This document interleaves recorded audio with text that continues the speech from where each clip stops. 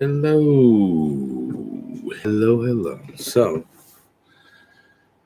today's video, look at some music in the background. Back this up a little bit. Get a little beady beat in the background. Let me type my little peace be with you.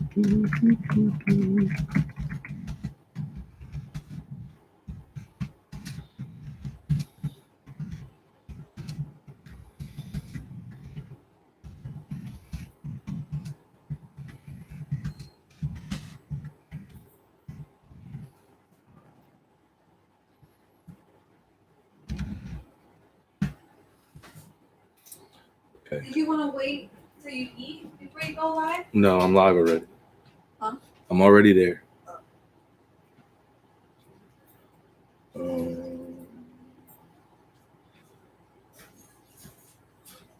So, today's video is gonna be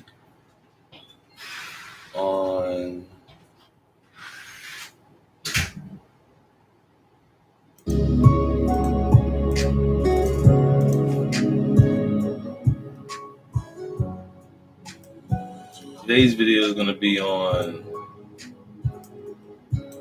what all religions sort of believe. The major ones anyway. All right, so what do we know as major ones?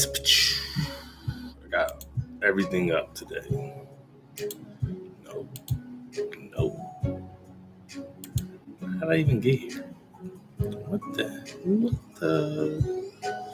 So, like, your typical Catholicism, Christianity. I like to separate the two because I think they're two different things. Hinduism, Buddhism, Islam, Confucianism, Taoism, and Judaism. Okay, those are the major ones we're going to hit. There's a lot of religions in the world, though. Like, there's more than probably anybody can count. There's, like, religions within all these religions, like little sub-religions. So the first thing I want to talk about is the 15 principles, and it'll be more explained when I read some of the stuff from each religion. But this is, and I probably Google searched this. 15 great principles shared by all religions. The golden rule, the cornerstone of religious understanding: do unto others what you would have them do unto you. Honor thy father and mother. Knowing them is the key to knowing ourselves. The day will come when we shall wish we had known them better. That don't make sense. But I guess that's their definition. Speak the truth. It's more blessed to give than to receive. Heaven is within. Wow. That's a principle shared by all religions. Heaven is within. So keep that in mind. Love thy neighbor. Conquer with love. All you need is love. Blessed are the peacemakers. That's got to be more Christianity. But I'm pretty sure it says in Islam. I think we're going to get to that. You reap what you sow. That's like karma, stuff like that. Man does not live by bread alone. Do no harm. Forgiveness. Judge not, lest ye be judged. Be slow to anger. There is but one God. God is love. Follow the spirit of the scriptures, not the words. And you would think that's in Christianity, but that's more of a Hinduism. Study the words, no doubt, but look behind them to the thought they indicate. And having found it, throw the words away as chaff when you have sifted out the grain. Okay? So if you don't understand what that means follow the spirit. The words can be tainted, so to speak, no matter what you believe. All right. We might even get into the secret book of John from some of the Nag Hammadi texts. Definitely going to get to the things that kind of are a problem in the four Gospels, where they contradict, or not contradict, but they say two opposite things. But we're going to first start with love, right? So, and we're looking at it as the key to love, or the key to life is love. So love, an intense feeling of deep affection, Parents are filled with love, right? A great interest and pleasure in something. You love something, right? To look or enjoy very much. I'd love, this is probably the definition I got out of the dictionary. Affectionate greetings conveyed to someone on one's behalf. Send love. A person or thing who loves. All right. If you go to in the Quran, I don't know if all Qurans have page numbers, but if you go to Quran page 320, that talks about the Islam love. The Old Testament has a bunch of loves. And how is the key to life love? Imagine this: if everyone in the earth, everyone loved one another, then where would evil be? If everyone loved one another, then who would get killed? Who would have no food? Who would have thirst? Who would be above another? No one. We would truly be equal, at peace with love. All lives would matter. No more crime. No more need for medicine. No more pain. No more sorrow. With love, one world shared instead of a new world order. Okay. Now we're going to go to Buddhist first. Right? So in Buddhism, their definition of love. First and foremost, loving kindness. This is love, not the selfish love. It is the love that frees oneself from claiming. You understand that? Claiming.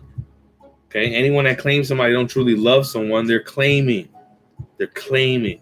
It's the same thought of, if you love it, let it go, and it'll come back if it loves you too. It's as simple as that. If people thought more like that, there'd be no more divorce, so to speak.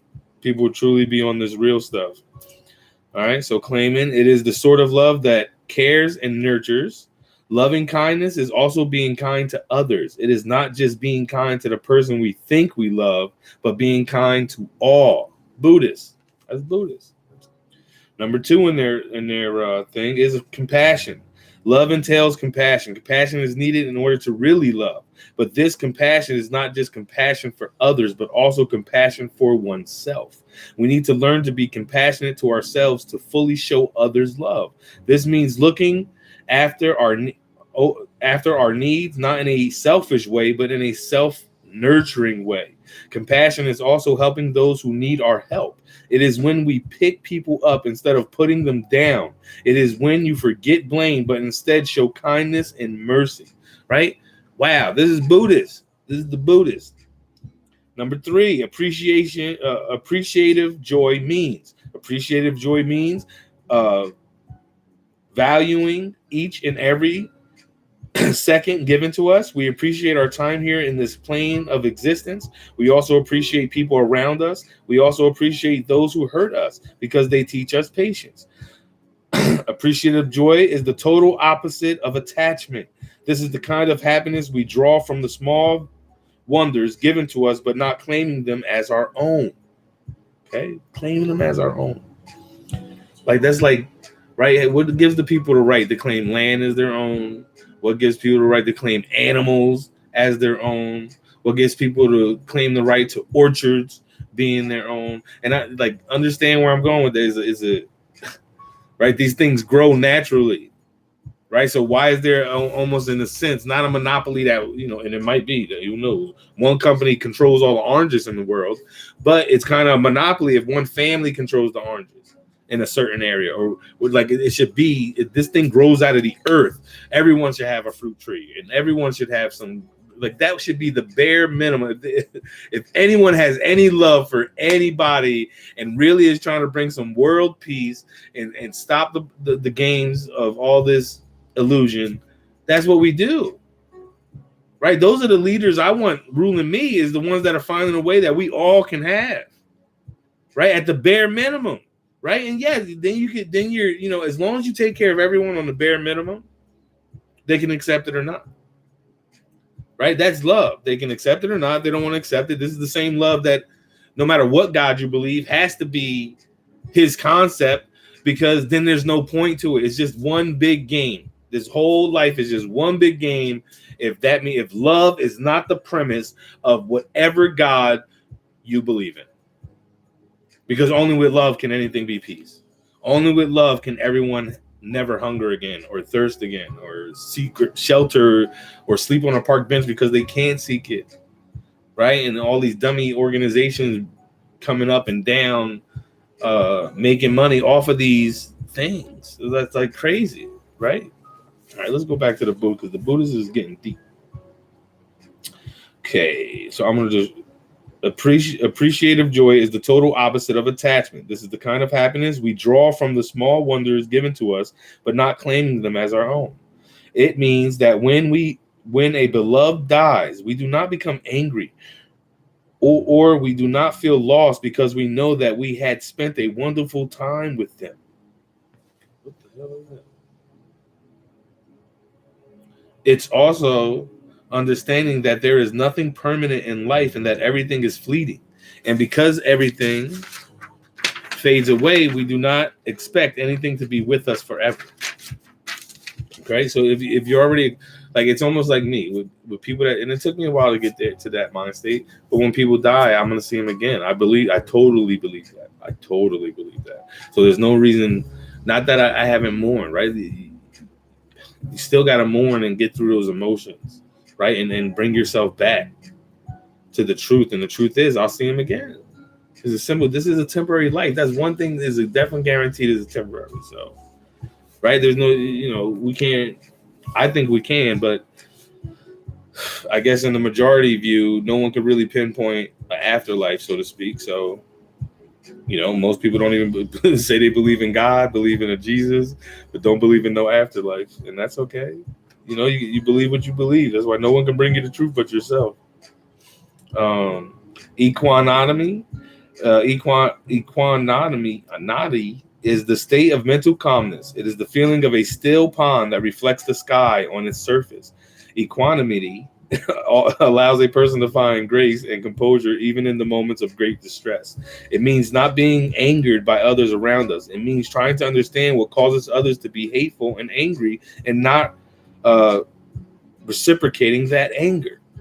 Right? Live by the sword, die by the sword. But if you live by the sword, definitely going to die by the sword, but you're causing your own death. Right? You're causing it's almost like saying I'm the best runner in the world. There's going to be someone that comes out and beats you.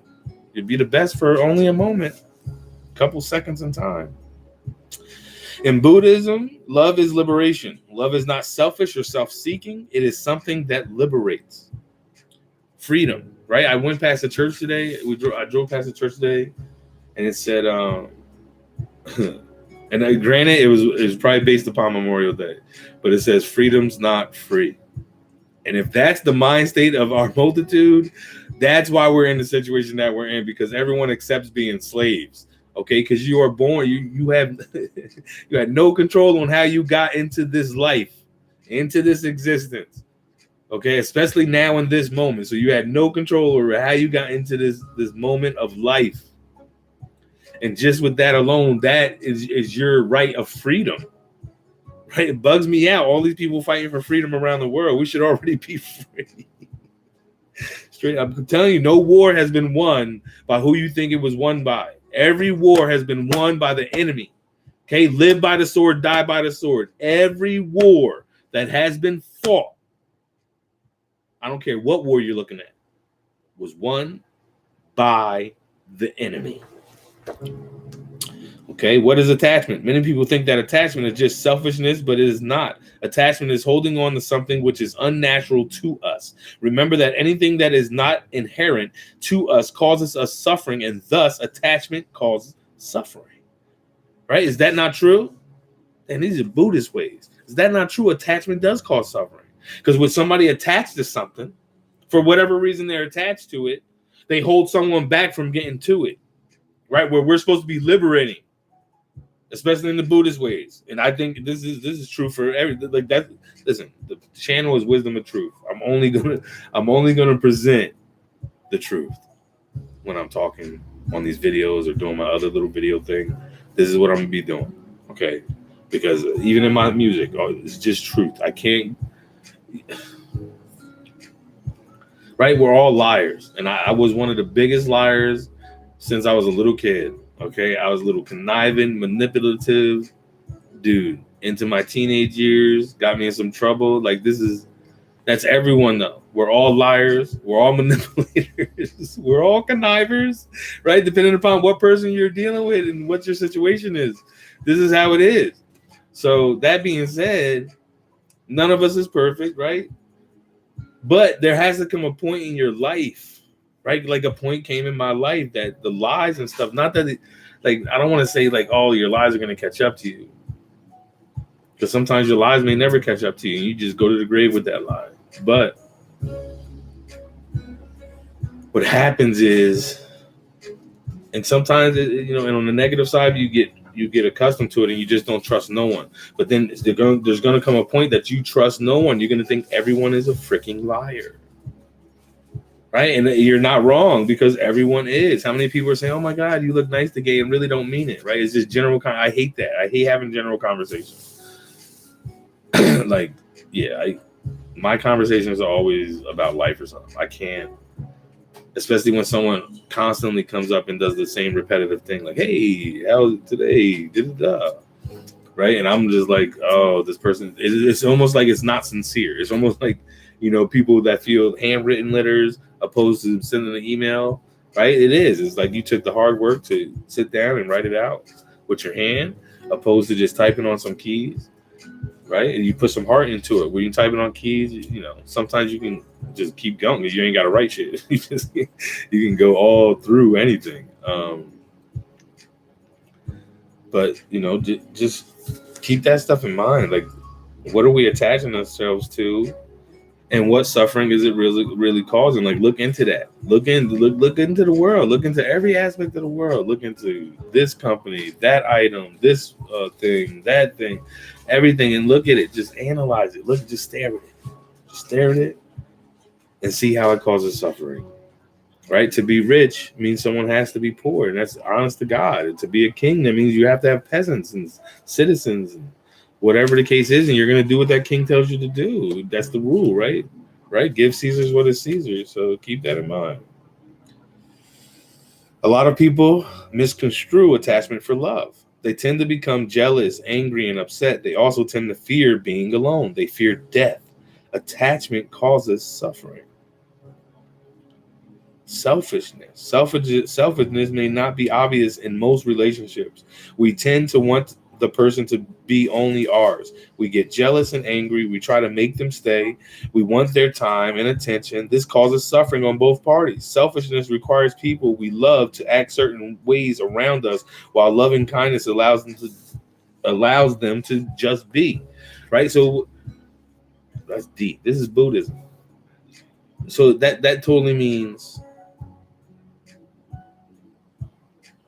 compromise. Compromise is a selfish thing. You're forcing someone that may not like something to do it because you're saying this is how a relationship grows. This is how a relationship gets strong, but it's not.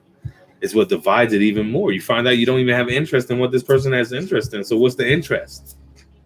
Right? Because it's bad enough that probably 90% of all relationships in the world start off on a physical attraction. No one's thinking in their head that this person might get messed up in a car accident one day and not be able to walk. This person might lose half their face. This person might lose an eye, an arm. This person might lose a leg. He might lose both his legs. She might lose both her hands. She might lose her breast, right? Things may happen. Things might break. They can't work no more. Come on. So are you in love with the person you're with right now, currently in the relationship that you're in, where no matter what happens to that person, you're there through thick and thin? Because that's true love.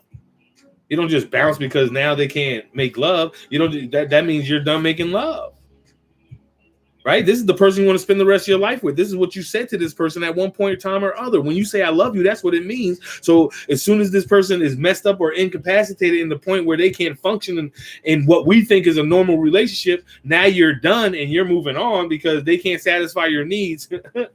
Come on, that's selfishness. That's the pain and the evil in the world. That's one of those powers and principles. That's a principality in the world. That's a principality in the world that destroys our world. That's why shows like Maury Povich or Jerry Springer, not really. Jerry Springer is like full of crap and it's a BS show. But like Maury Povich with you are the daddy, you are the mommy, whatever the hell's going on. That what do you think the person at home sitting watching that? And they know they target that they target that audience. Right, so they're targeting an audience where there's going to be a single parent home while the other parents at work, and now these thoughts, right? That's why when churches used to preach back in like the 60s, 50s, 70s that TV was the devil and don't watch TV and don't listen to, that's what they meant.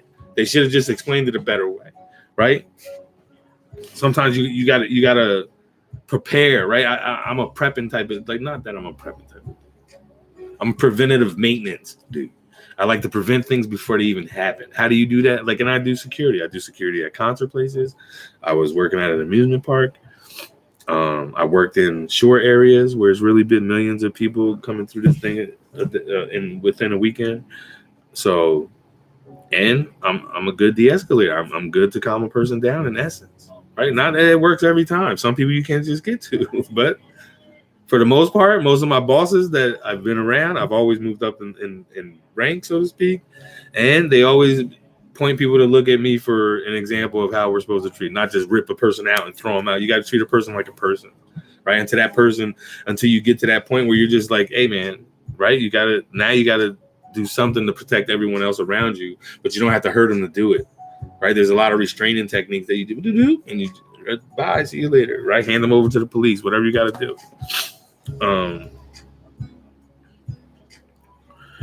Right? And love is just allowing someone to be them. That's it. As simple as that. We all have asshole friends, scumbag friends, cheating friends, pervert friends, right? Anyone that watches porno, in essence, right?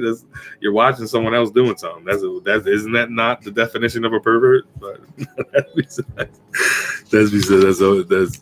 the point. All right, so that was what happened. That was number one. So then that was number one. Selfishness was on number one for their sub thing. So now number two is fear. Fear is another form of attachment. We become afraid. So the Buddhist way is so I guess the love and kindness, right? And then you got your compassion category. And now we're going to be in the attachment category, right? So because they say worldly attachments can detach you from everyone else.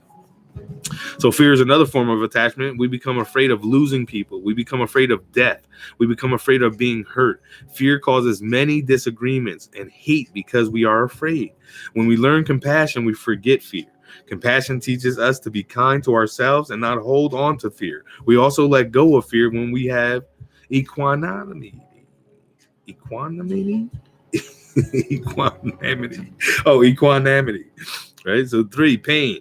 Pain in the truest forms of love does not cause pain, but brings about joy and bliss. Even if death comes, we do not feel pain because we are thankful that we had the experience of having that person join us even for a short time. Attachment causes pain because when we tightly hold on to something, we lose our freedom. And lack of freedom causes us to struggle. That's deep. Right? We've come so attached to money that we feel as that's our worth. That represents who we are in the world. Our situation in a financial state is we're great, we're good, we're nice, but it all based upon money. I have this, I don't have to worry. I need to be comfortable, right? These are all money factors and it causes pain. Number 4, anger. Love is never angry. Love is pure and considerate. It is never demanding or hurtful. When we love, we accept and we forgive. Right? No one comprehends what forgiveness is, especially the Christian and the Catholic. The ones that follow Jesus, how can you not? How can Jesus said love? No, besides even said loving your enemies, there was a part where him and Peter were talking, and the disciples like, yeah, I'll forgive like 3 times. I'll forgive like 2 times. I'll forgive 4 times. And here comes Peter. I'm going to forgive 7 times. Jesus, is that good? And Jesus is like, hell no, 7 times 70. Right? Because that's true love. True love is forgiveness to whatever the situation. Right? Sometimes it's hard to forgive in essence. But it's really not, because you want to be forgiven, especially if you're a Christian or a Catholic. That's the core of your religion. You want to be forgiven. You're saying Jesus died on the cross for us to be forgiven, and you earn that forgiveness by him dying on the cross. So if that's the case, you got to give that same forgiveness. Jesus didn't say nothing opposite than walk like me, nothing opposite than do what I do. He said that. He didn't say do what Paul does. He didn't say do what the churches do. He didn't say do what the church fathers do. He didn't say do what the Old Testament does. He said do what I do, and it's only through love. Okay. Did I finish all that? And we forget. But a lot of times, attachment causes us to be angry. We accept people that we love to act a certain way towards us. Normal. When they fail to achieve this expectation, we get hurt and become resentful and angry. That's the same reason why you can't really go to anyone for truth. So you can't look at one of those prosperity preachers like Joel Osteen or Creflo Dollar or the TJ dude. Even he's, I don't know, he probably got his foot on both sides of the track. But any preacher on TV or any preacher in your hometown or anybody trying to tell you that this is truth, you can't go with them, because when you put your faith and believe in what they're telling you, you're gonna get disappointed. I guarantee you're gonna get disappointed. You're gonna get let down. You're gonna get hurt. And then what's that do with your truth? Right? And this is why I believe in Jesus. I believe in Jesus because Jesus walked like that. He didn't care what no one else said, what no one else tried to do, what no one else tried to deter him to do. He didn't care if it was a trick question. He answered in an appropriate middle way. Hey, Jesus, so are we supposed to pay taxes? Right? Trick question. The ones asking him that question knew it was a trick question. Okay? The trick was, if he was to say, no, we don't pay taxes, now he's against the government. So they can stop trying to kill him now, because now Rome is going to kill him because he's against the government preaching don't pay your taxes. If he says, yes, pay your taxes, now he's agreeing with the government body that has power over the people and the taxation, that the people are going to be upset because they're held down and oppressed because of this government system of tax. So how does he answer? He says, let me see your money. Let me see the thing you pay your tax. Oh, who's on there? It says Caesar. Give Caesar's what is Caesar's. And catch this, but give God's what is God's. And God is life. God is love. God is everyone. That's the deepest level that you can ever get it to. God is everyone.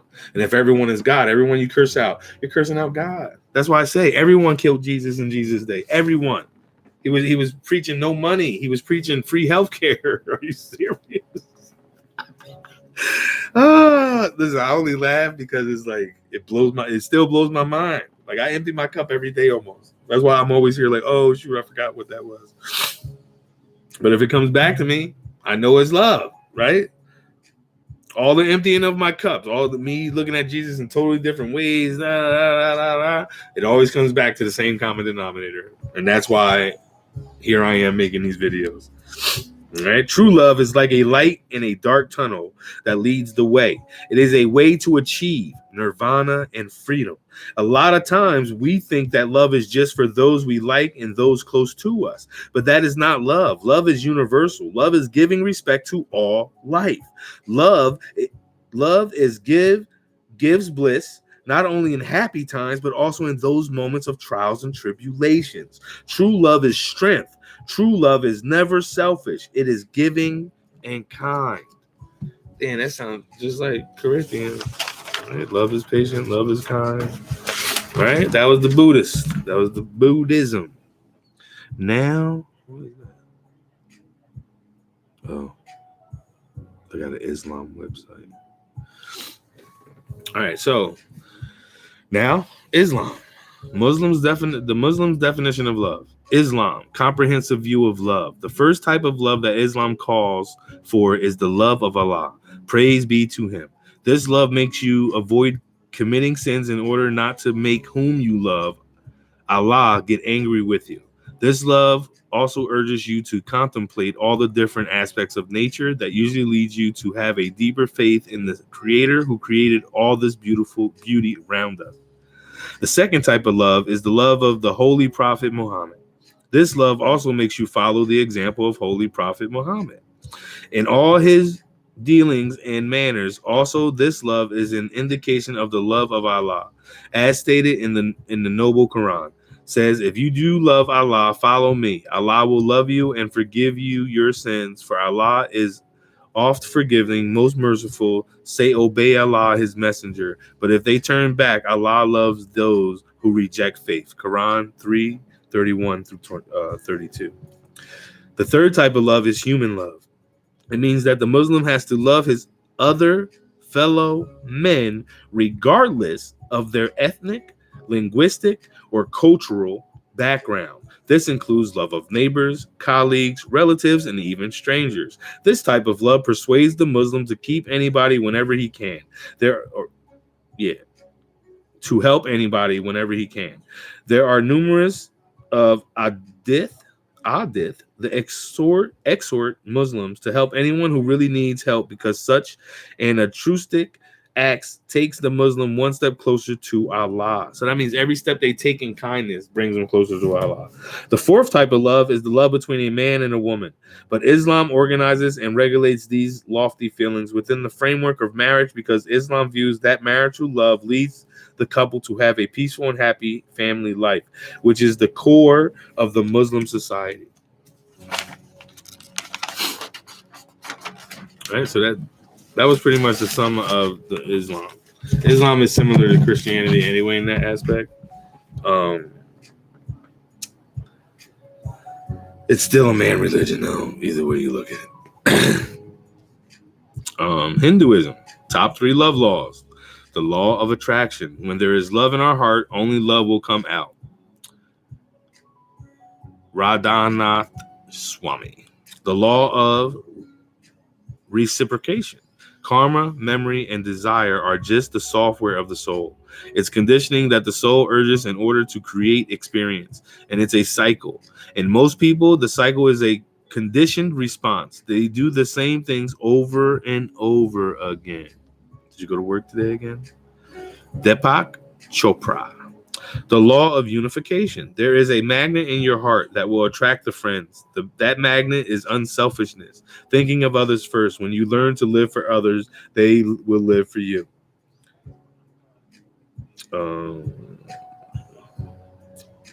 Change is the law of the universe. Love the process without depending on the outcome. Meditate, dream big, let go of attachment. The soul is eternal. Everything happens for a reason. We are all one.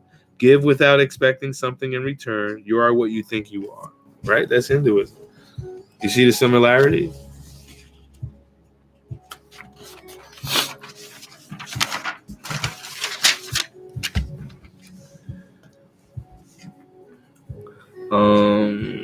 I think this might be from Islam or the Buddhist. Love is the mystery of divine relations. Love is the effulgent manifestation. Love is the spiritual fulfillment.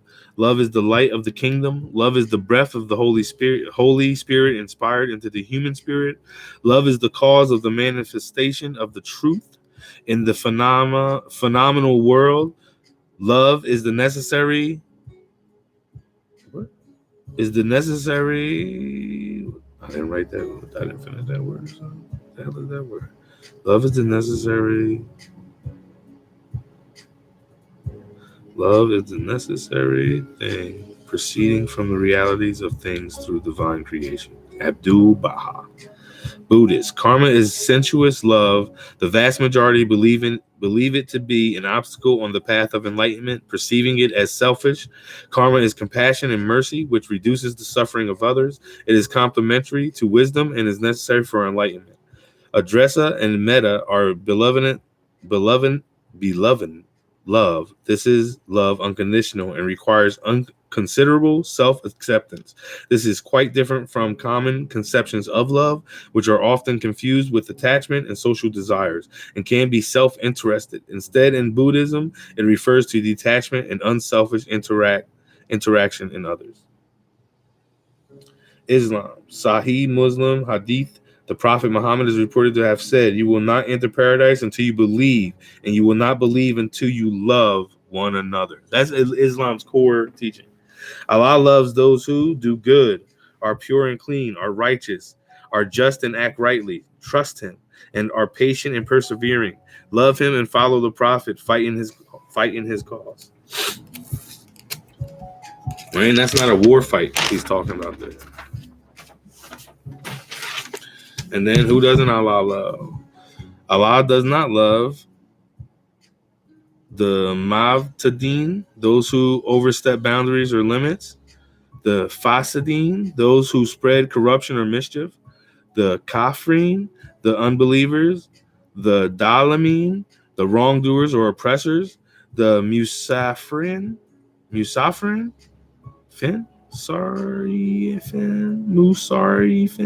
the wasteful, the proud and boastful, those who boast in their riches, the treacherous, those who are given to crime and to evil speaking. Right? So that's what was that other? So that's like, what was that? That was 4, 5. That was like 5 religions. Right? So let's go to Confucius. Confucius is a religion too. Confucianism. Let me go here first. So just Catholicism. This is why I separated from Christianity. The faith, practice, and church order of the Roman Catholic Church. Adherence to the forms of Christian doctrine and practice, which are generally regarded as Catholic rather than Protestant or Eastern Orthodox. Okay, so keep that in mind. Right, that's why I separate Catholicism with Christianity. Okay, and different religious classifications are polytheism, monotheism, atheism, animism, and totemism. Right? So polytheist is multiple gods, right? Belief system, usually Greeks and Romans. Monotheism is a single god. Your Judaism, Islam, Christianity, Catholicism. Your atheist is they don't believe in any gods. They're just an atheism. Animism is non-human beings, animals, plants, natural world. So they're worshiping animals. And then totemism, human natural being connection. All right. So like the Shinto, indigenous nature worship, the Ojibwe, Native American beliefs. So look, these are more different religions. Just quick note with Hinduism, the oldest religion in the world. Hinduism originated in the Indus River Valley about 4,500 years ago in what is now modern day northwest India and Pakistan. It arose contemporaneously with ancient Egypt and Mesopotamian cultures. With roughly 1 billion followers, Hinduism is the third largest of the world's religion. Hindus believe in a divine power that can manifest as different entities. 3 main incarnations, Brahma, Vishnu, and Shiva, are sometimes compared to the manifestations of the divine in the Christian Trinity. Buddhism was founded by Siddhartha Gautama around 500 BCE. Siddhartha was said to have given up a comfortable upper-class life to follow one poverty and spiritual devotion. At the age of 35, he famously meditated under a sacred fig tree and vowed not to rise before he achieved enlightenment. Bodhi.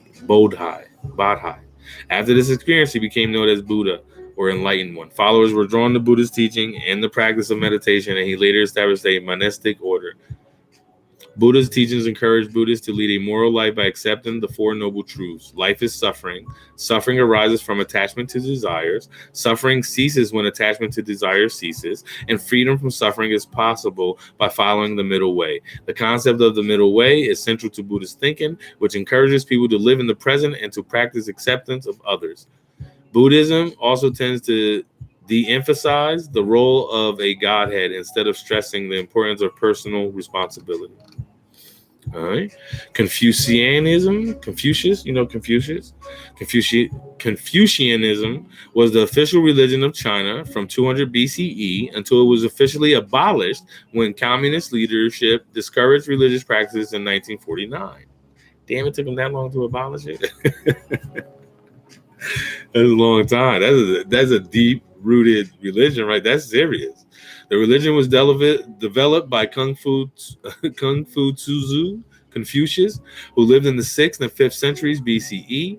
An extraordinary teacher, his lessons, which were about self-discipline, respect for authority and tradition, and Zen, the kind treatment of every person, were collected in a book called Analects. Some religious scholars consider Confucianism more of a social system than a religion because it focuses on sharing wisdom about moral practices, but doesn't involve any type of specific worship, nor does it have formal objects. In fact, its teachings were developed in context of problems of social anarchy and near complete deterioration of social cohesion.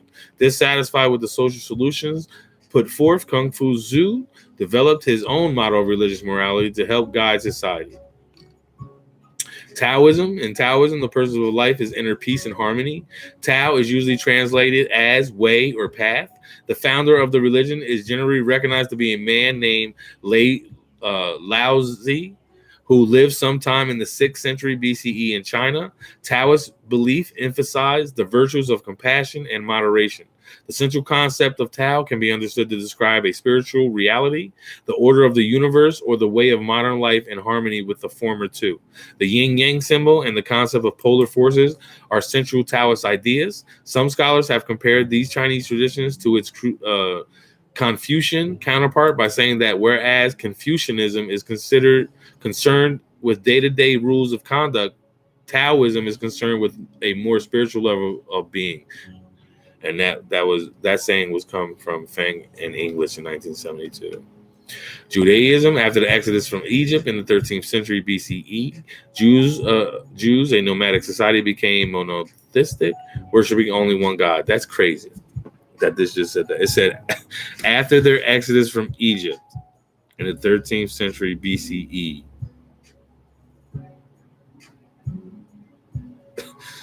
I thought it started with Abraham, but listen, you know what? They say what, it is what it is. Islam is a monotheistic religion, and it follows the teaching of the Prophet Muhammad. Born in Mecca, Saudi Arabia in 570 CE. Muhammad is seen only as a prophet, not as a divine being, and he is believed to be the messenger of Allah, who is divine. The followers of Islam, whose U.S. population is projected to double in the next 20 years, are called Muslims. Islam means peace and submission. The sacred text for Muslims is the Quran or Quran. As with Christianity's Old Testament, many of the Quran stories are shared with the Jewish faith. Divisions exist within Islam, but all Muslims are guided by 5 beliefs and practices, often called pillars. Allah is the only God, and Muhammad is his prophet. Daily prayer, helping those in poverty, fasting is a spiritual practice, pilgrimage to the holy center of Mecca. Christianity, we know this one today, the largest religion in the world. Christianity began 2,000 years ago in Palestine with Jesus of Nazareth, a charismatic leader who taught his followers about charity or treating others as you would like to be treated yourself.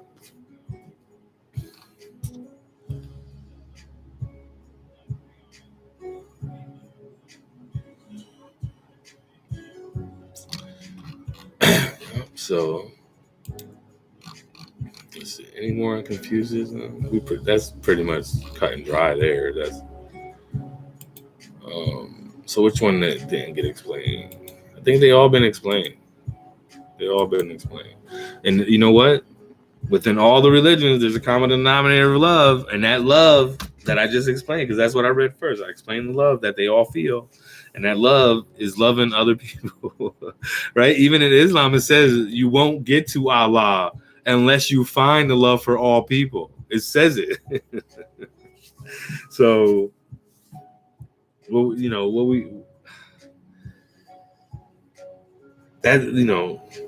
I'm not knocking anything. I say this all the time. I have nothing to gain or lose from saying anything I'm saying on these videos. And if anything, ultimately, I could lose my life in essence because there's going to be somebody that don't want me saying it. Because who wants everyone to have everything? Right? And what is everything? That's the key. What is everything? All I want is, all I want is the Father. All I want is the Creator of life to show me his son the way. It's as simple as that. All right, so before I go, I found some things. Yeah, it's only 44 minutes. So look, in Christianity, right, the 4 Gospels, there are some stories shared within all 4 Gospels. Okay, so, for example, when Jesus died. Okay, so in Matthew 28, 1 through 10, after the Sabbath at dawn on the first day of the week, Mary Magdalene and the other Mary went to look at the tomb. Mark 16, 1 through 8 and 9 through 14. The longer ending is the 9 through 14, which is added after. When the Sabbath was over, Mary Magdalene, Mary, the mother of James, and Salome bought spices so that they might go to anoint Jesus' body. Very early on the first day of the week, just after sunrise, they were on their way to the tomb. All right, so that kind of lines up, right? So in Matthew, after the Sabbath at dawn on the first day of the week, Mary Magdalene and the other Mary went to look at the tomb. Another one, it was Mary Magdalene, Mary, the other Mary, mother of James, and Salome, and they were bringing spices, and that was very early on the first day of the week, just after sunrise. But there's an added woman, right? In Luke 24, 1 through 44 is the crucifixion story or the resurrection story. On the first day of the week, very early in the morning, the women took the spices they had prepared and went to the tomb. All right, so that's still adding up there. John 20, 1 through 29, early in the first day of the week, while it was still dark, Mary Magdalene went to the tomb. So that's Mary by herself. Mary with another one. Mary with three, and it could be the three that they're talking about in the four, right? But not that that's a big difference. Not that that's a big difference. Not that that is a big difference. Oh, so in Mark, and they asked each other, who will roll the stone away from the entrance of the tomb? And John, and they saw that the stone had been moved from the entrance.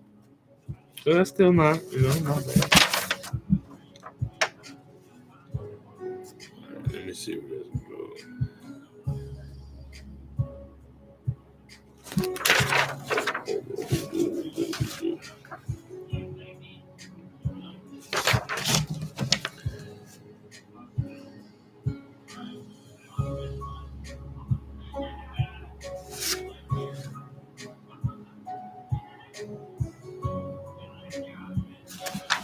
All right, so we're going to continue in this story.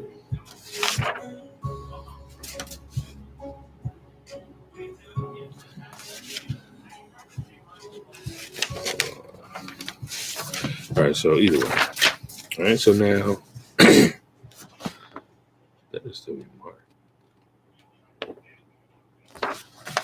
So then in Matthew, there was a violent earthquake, for an angel of the Lord came down from heaven and going to the tomb, rolled back the stone and sat on it. His appearance was like lightning and his clothes were white as snow. The guards were so afraid of him that they shook and became like dead men. The angel said to the women, do not be afraid, for I know that you are looking for Jesus who was crucified. He is not here. He has risen, just as he said. Come and see the place where he lay. Then go quickly and tell his disciples he has risen from the dead and is going ahead of you into Galilee. There you will see him. Now I have told you. So the women hurried away from the tomb, afraid yet filled with joy, and ran to tell his disciples. Right? So now in Mark, they asked themselves who was going to roll away the stone. But when they looked up, they saw that the stone, which was very large, had been rolled away. As they entered the tomb, they saw a young man dressed in a white robe sitting on the right side, and they were alarmed. Don't be alarmed, he said. You are looking for Jesus, the Nazarene, who was crucified. He has risen. He is not here. But go tell his disciples and Peter, he is going ahead of you into Galilee. There you will see him, just as he told you. Trembling and bewildered, the women went out and fled from the tomb. They said nothing to anyone because they were afraid. In Matthew, they were filled with joy and ran to tell everyone. Now we'll go to Luke.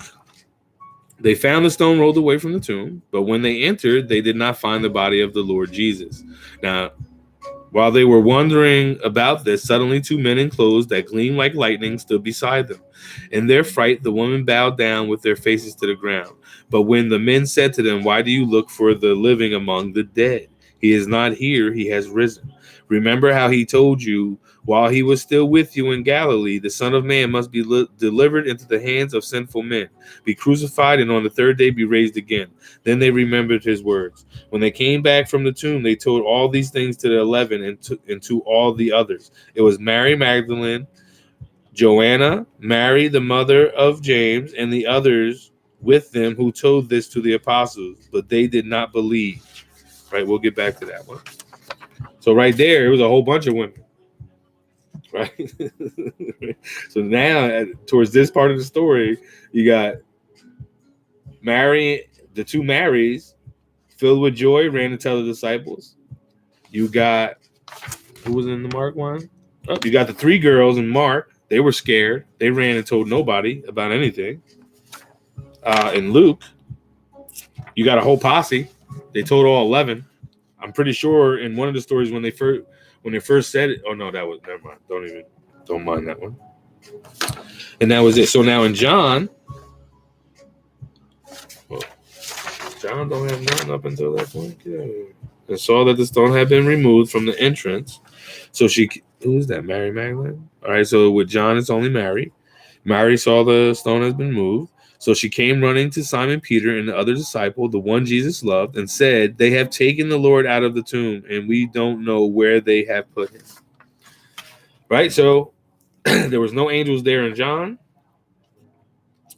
And there was nobody. And she just went and told Peter and the disciple that Jesus loved.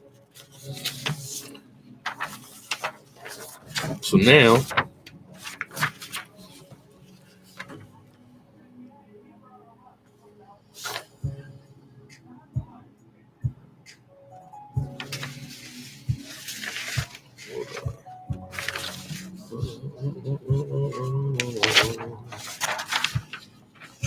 and we will flip it over.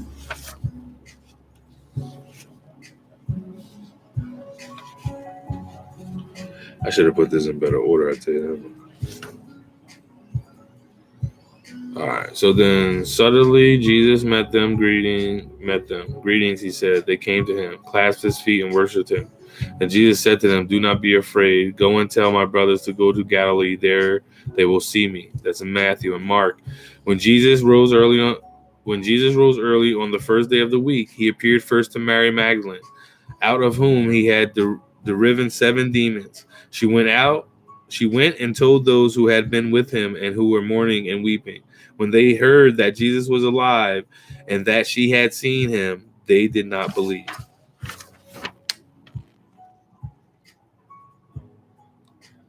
And that was in the story that they ran away scared and didn't tell anyone. What? You going to disrespect them like that? And then in Luke, they didn't believe the women because their words seemed to them like nonsense. In John, but Mary stood outside the tomb crying. As she wept, she bent over to look into the tomb and saw 2 angels in white seated where Jesus' body had been, one at the head, the other at the foot. They asked her, "Woman, why are you crying?" "They have taken my Lord away," she said, "and I don't know where they have put him." At this, she turned around and saw Jesus standing there, but she did not realize that it was Jesus. "Woman," he said, "why are you crying? Who is it you are looking for?" Thinking he was the gardener, she said, "Sir, if you have carried him away, tell me where you have put him, and I will get him." Jesus said to her, "Mary." She turned toward him and cried out in Aramaic, "Rabboni, Rabboni," which means teacher. Jesus said, "Do not hold to me, for I have not yet returned to the Father. Go instead to my brothers and tell them I am turning to my Father and your Father, to my God and your God." Right? You get that? Do people are reading this right here? "I'm returning to my Father and your Father, to my God and your God." This is what Jesus said. And she told them that he had said these things to her. So Peter and the other disciple started for the tomb. Both were running, but the other disciple outran Peter and reached the tomb first. He bent over and looked in at the stripes of linen lying there, but did not go in. Then Simon Peter, who was behind them, arrived and went into the tomb. He saw the strips of linen lying there, as well as the burial cloth that had been around Jesus' head. The cloth was folded up by itself, separated from the linen. Finally, the other disciple who had...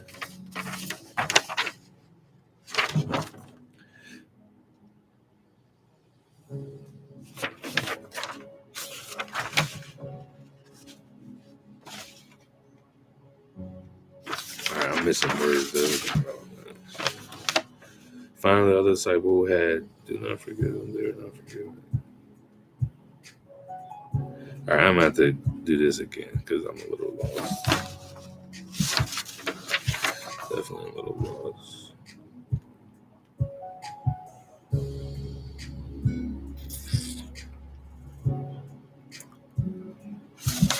That's just like a small, like this is just the resurrection. I gotta put it in order. I'm gonna just pull out all the scriptures and just read all of it, I guess, the next time I do the video. But that's the kind of things that the same stories, like even in the story of the point of when he died, in one story, it said a certain time that at that time he was just with Pontius Pilate. So there's things like that that don't add up in the four Gospels. But these type of things I'm only showing you because, like I said, no one can bring you the truth. You have to bring yourself there.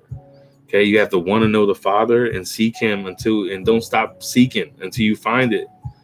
All right, and when you think you found it, forget it and try to find it again because that's the only way to find the Father. And that's it for tonight. I love you guys. Peace be with you. Hopefully, you see the commonality in all the major religions in the world. I'll do another video with some other like Mithras, the god of Mithras, and some Osiris references on resurrection and virgin births and stuff like that.